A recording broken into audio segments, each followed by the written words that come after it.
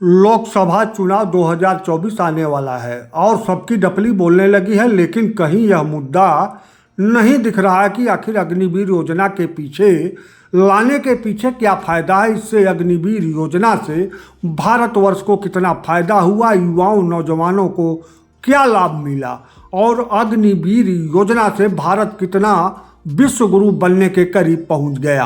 अग्निवीर योजना नौजवानों के लिए भी कोई समस्या है ऐसा दिखता नहीं है, लिहाजा वहीं जीते तो यही होगा।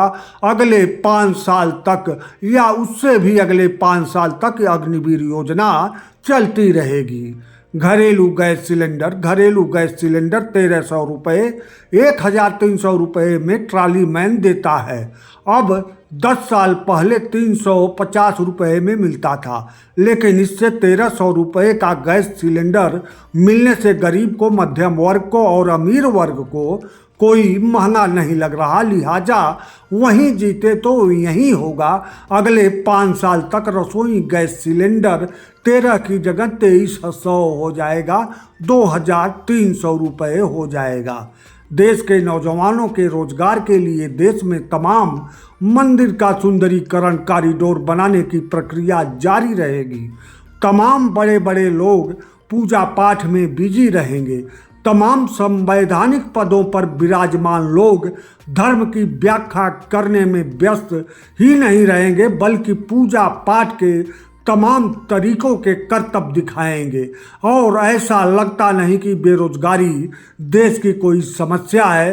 देश में सभी नौजवान रोजगार युक्त हो गए हैं, लिहाजा वहीं जीते तो अगले 5 साल तक यही होगा।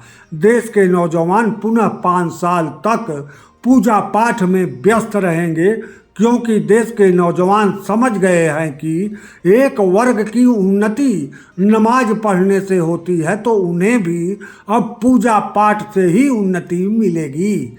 देश की एक और बड़ी समस्या है लोकसभा, विधानसभा, स्थानीय निकाय, गली मोहल्ला चुनाव सभी को एक साथ होना चाहिए और एक ही पार्टी, एक ही विचारधारा को चुनाव जीतना चाहिए। लिहाजा वहीं जीते तो यही होगा।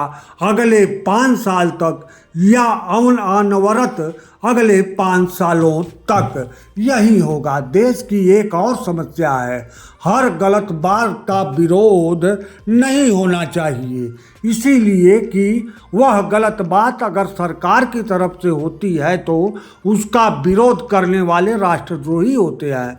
सरकार के किसी कदम का विरोध ही राष्ट्रद्रोह है। ऐसे में वहीं जीते तो यही होगा। कानून बनाकर फेसबुक, यूट्यूब या सड़क पर कहीं भी कोई सरकार के किसी काम का विरोध किया तो अगले कई सालों तक वह जेल में सड़ेगा।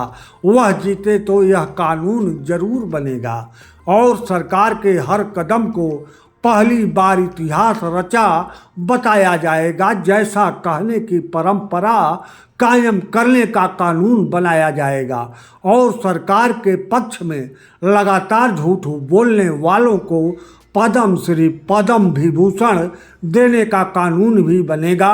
वहीं जीते तो यही होगा और वहीं जीतेंगे, क्योंकि उन्हें हराने की जज्बा पैदा करने के लिए आर्थिक रूप से मजबूत नहीं है और मसीही रूप से भी कमज़ोर हैं।